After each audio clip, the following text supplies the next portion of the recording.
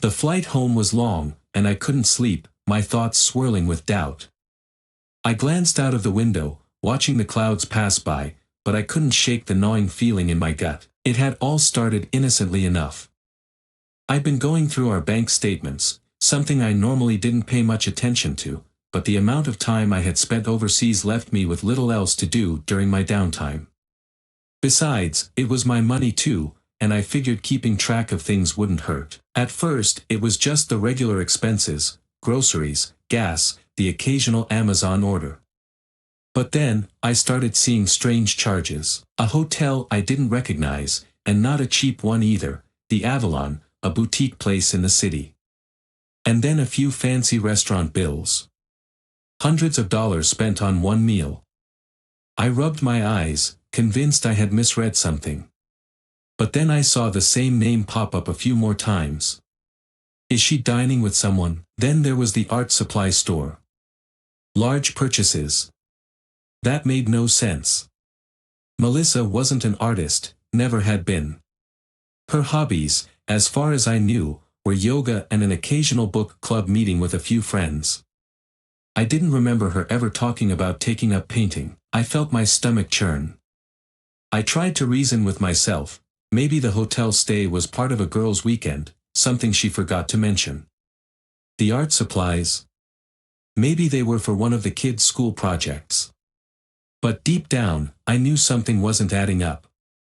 Melissa had always been open with me, so why didn't I know about any of this? The plane hit a patch of turbulence, but my mind was elsewhere. I could feel the tightness in my chest growing with each passing minute. What if there was someone else? The thought hit me like a punch to the gut, but I couldn't push it away. As the flight continued, I texted Melissa. Hey, what's up? How's everything at home? Her response came quickly, too quickly, almost like she'd been expecting me to reach out. Melissa, everything's fine. Just finished yoga. How's the trip? You doing okay? Yoga. Of course. Always yoga. I stared at her response, feeling something bitter rise in my throat. I should be relieved, right? But instead, I felt angry, like her response was too rehearsed. Too perfect. I started typing another message, my fingers trembling over the keys. I was looking at the bank statements. Saw a couple of weird charges. What's the Avalon? There was a long pause. The message bubble appeared, disappeared, then reappeared again. My heart raced as I waited for her answer. Finally, her message came through. Melissa, oh. That's from last month. I went with Sarah for a girls' night out. I thought I told you. She hadn't. I would have remembered. I knew her best friend Sarah, and they didn't usually do girls' nights in fancy hotels. My eyes scanned the rest of the statement on my phone. I was being irrational, I told myself. I was tired. Exhausted, really. But the more I stared at the list of transactions, the less sense they made. Another hotel stay. Another restaurant. Art supply stores. What the hell was going on? I decided to call her. The phone rang twice before she picked up. Hey, you, she said, her voice light and breezy. What's going on? You okay? I swallowed hard, trying to keep my voice steady. Yeah, just noticed a few things in the bank statements. Hotels, fancy dinners, art supplies. What's all that about? There was a brief pause, then she laughed. Oh, those. I meant to tell you. I've been getting into painting. You know, something to pass the time while you're away. Painting? I asked, the word foreign in my mouth. Since when do you paint? I started a few months ago, she replied casually. I'm really enjoying it. The hotel stays, though, that's just Sarah and me treating ourselves. You know how we are. She laughed again, but it felt forced this time. I'll show you some of the pieces I've been working on when you get home. I should have let it go. I should have believed her, but the doubt clung to me like a weight I couldn't shake. And the restaurant bills? A couple of dinners at restaurants that I've never even heard of. I'm allowed to treat myself, aren't I? Melissa's voice shifted, a slight edge creeping in. It's been stressful with you gone for so long. I've been out with friends. It's not a big deal. Yeah, I get that, I said, but I didn't. Not really. It just seems like a lot of stuff I didn't know about. It's strange, that's all. She sighed, the sound heavy with frustration. You don't trust me. Is that it? Her words stung. Of course I trusted her. But did I? No, it's not that, I lied. Look, I'll be home soon, and we can talk about it. I hope so, she said, her voice softening. I've missed you. The kids miss you too. I miss you guys too, I said, though the words felt distant, hollow. I'll see you soon. We hung up, but the unease stayed with me. I couldn't shake the feeling that something was off. As the plane touched down and taxied to the gate, I made a decision. I'd surprise her. Maybe I was wrong, and this was all in my head. Maybe I'd come home to see her smiling, her hands covered in paint, and we'd laugh about how crazy I'd been acting. But deep down, I wasn't so sure. Something was happening, something I wasn't seeing. As I disembarked the plane, I pulled out my phone and texted her one last time. I'll be home in a week, can't wait to see you. That part, at least, was true. Even if I didn't know what I'd be walking into. The house was exactly as I remembered it, the same neatly trimmed hedges, the kids' bikes leaning against the side of the garage, and the familiar scent of fresh grass wafting through the air. But as I stood in front of the door, luggage in hand, something felt different. The anticipation of coming home after 6 long months was overshadowed by the uneasy knot that had been growing in my stomach since I found those bank statements. I'd told Melissa I'd be home in a week, but I arrived early. I wanted to see her as she was, no rehearsed pleasantries, no forced smiles. I needed to know the truth. My key turned in the lock, and I stepped inside. The house was quiet, eerily so. The kids were at my parents' for the weekend, which explained the absence of their usual noise, but there was still something off. I expected to hear the hum of the TV or maybe some music, but all I heard was the faint sound of my own footsteps. I walked through the hallway, glancing around. Everything was in its place, the framed family photos lining the wall, the familiar scent of Melissa's perfume lingering in the air, but it felt sterile. Lifeless. Melissa? I called out, but there was no answer. As I made my way toward the living room, I finally heard something, a soft hum of music, barely audible. I hesitated at the entrance, peering in. There she was, sitting on the floor in front of a large canvas, completely absorbed in her work. Paints, brushes, and jars of vibrant colors were scattered around her. Her hair was pulled into a messy bun, and she was wearing an old t-shirt covered in splashes of paint. She was so focused that she didn't even notice me standing there. For a moment, I just watched her. There was something strangely peaceful about the scene, Melissa, lost in her own world, her hands moving gracefully over the canvas. But then my eyes shifted to the far corner of the room, and my heart sank. There was another easel, already set up, as if waiting for someone else. Another person. I stepped into the room, my voice cutting through the silence. Who's the other easel for? She flinched, her brush slipping from her fingers and clattering to the floor. She whipped around, her eyes wide with surprise. Oh my God, Michael. You're back early. I could see the shock on her face, but my eyes were locked on the second easel. I asked you a question, Melissa. Who's the other easel for? She blinked, clearly trying to process my presence. What? No one. It's just for me. Sometimes I work on more than one piece at a time. I let out a bitter laugh, shaking my head. Right. So you just conveniently have 2 easels set up for yourself. She stood up, her hands raised defensively. Michael, you're being ridiculous. It's just my art project. There's no one else. I couldn't hold it in anymore. The frustration, the doubt, the jealousy, it all came flooding out. Art project? Since when do you care about art? You never mentioned any of this. And then there are the hotels, the expensive dinners, Don't think I haven't noticed. Her face flushed, a mix of anger and confusion clouding her expression. What are you talking about? I told you, I've been getting into painting while you were away. You've barely been around. What was I supposed to do, sit here twiddling my thumbs, spending hundreds of dollars on fancy dinners? Hotel stays at the Avalon? I shot back, my voice rising. You think I'm an idiot? I know there's someone else. I know you've been hiding things. Melissa's jaw dropped, and for a second, she looked like she was going to explode.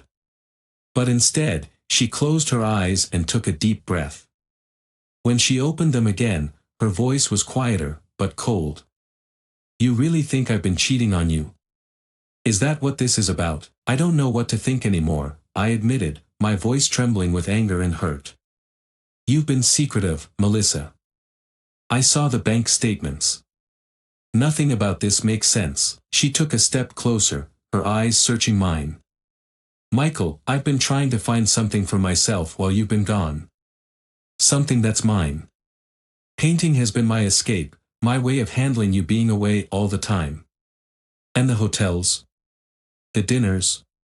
That's me and Sarah, or sometimes the other women from the art class. You never asked, so I never told. Her words hung in the air between us, but I couldn't let go of the suspicions that had festered inside me for so long. What about the second easel? I demanded again, pointing to the corner. Melissa threw her hands up in frustration. It's for collaboration, Michael. I've been working with someone from the gallery on a joint piece. It's nothing more than that. God, do you even hear yourself? I could see the hurt in her eyes, but my mind was clouded with doubt. Everything she was saying felt like an excuse, a cover-up. I wanted to believe her, but my trust had already been eroded. I don't buy it, I said, my voice hard. I know there's more to this. Her face twisted with anger and something else, disappointment. If you don't trust me, then what are we even doing here? You come back from your trips, accuse me of God knows what, and refuse to believe a word I say. What kind of marriage is that? I clenched my fists, my heart pounding. Maybe it's not a marriage at all. The words came out before I could stop them, and the moment they did, I saw the impact they had. Melissa's face crumbled, and for a second, she looked like she might cry. But then she straightened, her expression hardening. If that's how you feel, she said quietly, maybe it's not. I stared at her, the weight of my own words crashing down on me. There was a long, painful silence between us, the air thick with tension and unspoken resentment. Finally, I turned and walked toward the door, grabbing my suitcase as I left. I didn't look back. As I stepped outside, the cool air hit my face, but it did nothing to calm the storm raging inside me. I felt lost, torn between my own suspicions and the sinking realization that I had just crossed a line I couldn't uncross. The following days passed in a blur of discontent and regret. Each morning, I woke up to the cold reality of my own decisions, the image of Melissa sitting on the floor, paintbrush in hand, still vivid in my mind. I should have given her the benefit of the doubt, should have trusted her words instead of letting jealousy cloud my judgment. But instead, I felt trapped in a cycle of doubt, resentment, and confusion. The accusations had poured out so easily, and now I was left grappling with the aftermath. I couldn't shake the feeling that I'd lost something vital, and as I sat in the living room one afternoon, the silence of the house pressed in on me. The kids were still at my parents', and the echo of our arguments reverberated through the empty space. I glanced at the framed family photos on the wall, snapshots of happier times, times when I could trust her completely. Determined to make sense of everything, I called a lawyer, a friend of mine who had offered to help me when I'd needed it. I sat at the dining table, my hands trembling as I scribbled down the details of my marriage, the highs and lows, and everything in between. Michael, are you sure you want to go through with this? Kevin, my lawyer, asked as he reviewed the initial paperwork. His brow was furrowed with concern. It's a big step, and you might want to consider the implications. I don't have a choice, I replied, frustration creeping into my voice. I can't keep living like this, suspecting her of something that I can't prove. The mistrust has become unbearable. Kevin leaned back in his chair, studying me.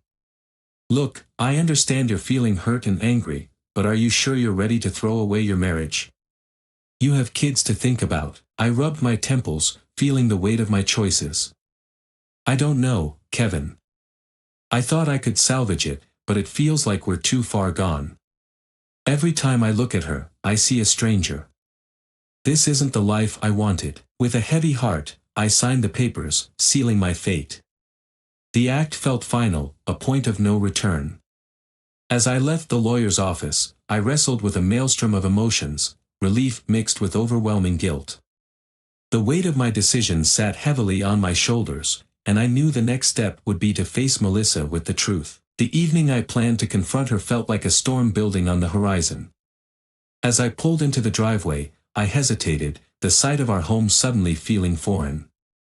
The porch lights flickered against the twilight, and I could see the faint silhouette of Melissa through the living room window, pacing as if she were waiting for me. Taking a deep breath, I walked through the front door, the familiar creak of the hinges echoing my apprehension.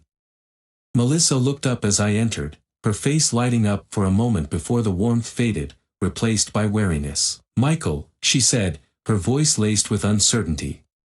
"You're home early. Everything okay?" I felt my heart race. "We need to talk." Her expression shifted, a frown creeping in as she sensed the gravity of my words. "About what? Is this about earlier?" "Because I'm still confused." "Just let me say what I need to say," I interrupted, my voice sharper than I intended. She nodded slowly, crossing her arms defensively. "Fine. What is it?" I took a moment, collecting my thoughts, my gaze drifting to the family pictures lining the hallway. "I filed for divorce." The words hung in the air like a heavy fog, and for a moment, Melissa didn't respond. Then her eyes widened, disbelief flooding her features. "What? You're serious?" "Yes," I replied, trying to maintain my resolve. "I can't keep living like this. The mistrust, the accusations, I can't do it anymore. It's tearing us apart. But we can fix this," she pleaded, her voice rising in desperation. "I know things have been rocky, but you can't just throw it all away without trying to work it out. We have kids, Michael." I clenched my jaw, the weight of her words gnawing at me. "I've tried, Melissa.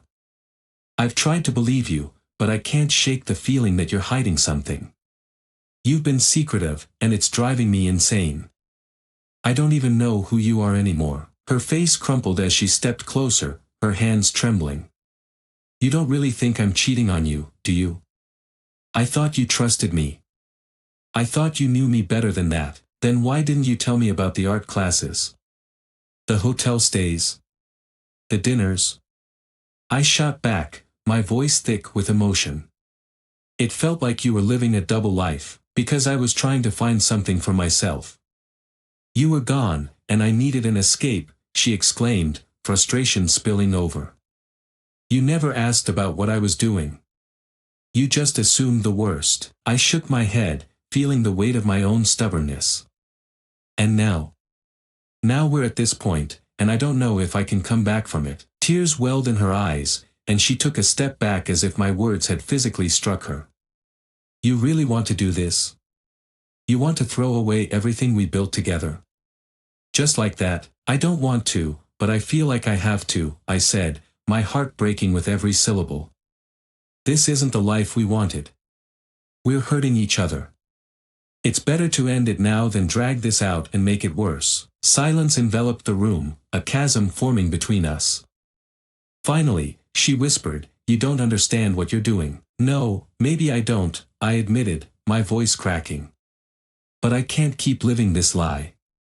I have to think about the kids, about what kind of example we're setting for them." Her expression hardened, and she took a deep breath, steeling herself. "Fine. If this is what you really want, then I won't fight you. But just remember, you're breaking our family apart. You're the one making this choice." "I'm sorry, Melissa," I said, the ache in my chest growing unbearable. "I never wanted it to come to this." "Neither did I," she replied, her voice barely above a whisper. "But here we are." With that, she turned away, the silence in the room growing heavier as the weight of my choices settled in. I felt like I was standing on the edge of a precipice, staring down into the abyss of what our lives would become. I had made my decision, but at what cost? As I walked out, leaving her standing there, I couldn't shake the feeling that I had just lost everything. The reality of what we had become crashed over me, and I realized that while I had chosen this path, it was one paved with heartbreak and regret. The days following my confrontation with Melissa felt like a slow-motion descent into a chasm of despair.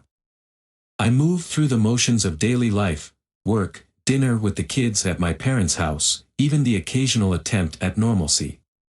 But every interaction felt strained, each moment a painful reminder of what was unraveling. The divorce papers sat on the kitchen counter, a stark testament to the rift between us. The kids were returning from my parents' house that weekend, and while I should have felt excitement at seeing their faces, I found myself consumed by an overwhelming sense of dread. I couldn't bear the thought of breaking the news to them, and worse, I couldn't shake the feeling that I was the villain in this story, tearing apart the only family they knew. As the evening approached, I decided I needed to talk to Melissa one more time. Maybe it was a desperate attempt to salvage something, anything, or perhaps I just needed closure before stepping into the next chapter of my life. I texted her, "Can we talk? When the kids are here?" She responded quickly, "Melissa, sure. I'll be here." That night, the house felt different, charged with tension. I heard the familiar sound of the kids' laughter as they entered, their energy filling the space with warmth. I forced a smile as I greeted them, but my mind was elsewhere. "Dad! Look what we made at Grandma's," my daughter, Lily, exclaimed, holding up a colorful drawing of our family. "That's amazing, sweetie," I said, ruffling her hair, trying to push aside the heaviness in my heart. As they settled into the living room, I glanced at Melissa, who was standing in the kitchen doorway, watching us. She looked tired, the shadows under her eyes deeper than I remembered. We hadn't spoken since our confrontation, and I could see the pain etched across her face. "Michael," she said softly, pulling me aside. "Can we talk in the other room for a minute?" "Yeah, sure," I replied, trying to maintain a calm demeanor despite the storm brewing inside me. I led her to the quiet of the dining room, where the chatter of the kids faded into the background. "What is it?" I asked, crossing my arms defensively. "I've been thinking a lot about everything," she began, her voice trembling slightly. "And I know we're in a really dark place right now, but I feel like there's something I need to explain." I raised an eyebrow, curiosity peeking despite the walls I had built around myself. "Go on." "About the art classes and the hotel stays." She paused, gathering her thoughts. "Yes, I was with someone else at times, but not how you think." I swallowed hard, my heart racing. "What do you mean?" Melissa took a deep breath, her eyes pleading for understanding. "The art classes were with a local artist named James. He's been mentoring me, helping me develop my skills. I never meant for it to get out of hand, and it was all about my passion for painting." I furrowed my brow, feeling a mix of confusion and anger. "And the hotels? The dinners?" "The dinners were just art exhibitions. You have to believe me, Michael. I never wanted to hurt you. I wasn't cheating on you emotionally or physically. I was trying to find a part of myself I lost while raising our kids and supporting you through your career," she explained, her voice rising with urgency. "Then why not tell me? Why keep it all a secret?" I demanded, frustration bubbling over. "Because I was afraid. Afraid you wouldn't understand, afraid you'd think I was being selfish," she said, her voice cracking. "I thought it was something I could handle on my own. But when I saw how you reacted, I realized how wrong I was. Why should I believe you now?" I shot back, still reeling from the surprise of her confession. "Because I love you," she said, tears spilling down her cheeks. "I've always loved you. I thought finding something for myself would make our relationship stronger, not tear it apart. And I see now how that was misguided. Please, Michael, I never wanted to lose you." I stood there, torn between my anger and the love I still felt for her. "You have to understand how this looks from my side. You've been distant, and I thought you were having an affair." "I know," she said, her voice barely above a whisper. "And I take responsibility for that. I should have communicated better." I was drowning in my own insecurities and didn't know how to reach out to you. Silence fell between us, heavy with unresolved feelings. I looked at her, really looked at her, the woman I'd married, the mother of my children. The love was still there, but so was the hurt. Why didn't you fight for us before? Why didn't you tell me you were struggling? I asked, my voice softer now, opening up the dialogue. Because I didn't want to burden you, she said, wiping her eyes. I thought you had enough on your plate. I thought you'd be disappointed in me, that I was failing as a wife and a mother. Melissa, you should have known I'd want to be there for you, I said, frustration creeping back in. I'd rather deal with the truth than live in the dark. Can we start over? She pleaded, stepping closer. I know we've been through hell, but I want to make this work. I want to fight for us. I don't want the divorce. I sighed deeply, feeling the weight of the decision I was about to make. I don't know if we can just erase what happened. But, maybe we can try to rebuild. Together, she asked, her eyes searching mine. I hesitated, the weight of uncertainty heavy in the air. Together. At that moment, a loud crash erupted from the living room. Lily had knocked over a stack of magazines, and both kids burst into laughter. It broke the tension, and for the first time in days, a flicker of hope sparked in my chest. See? Melissa said, a smile breaking through her tears. We can still be a family. We just have to be honest with each other. Yeah, I said slowly, trying to wrap my head around the idea. Honesty is key. As we stepped back into the living room, I felt a glimmer of something I hadn't in days. Maybe we could find our way back to each other.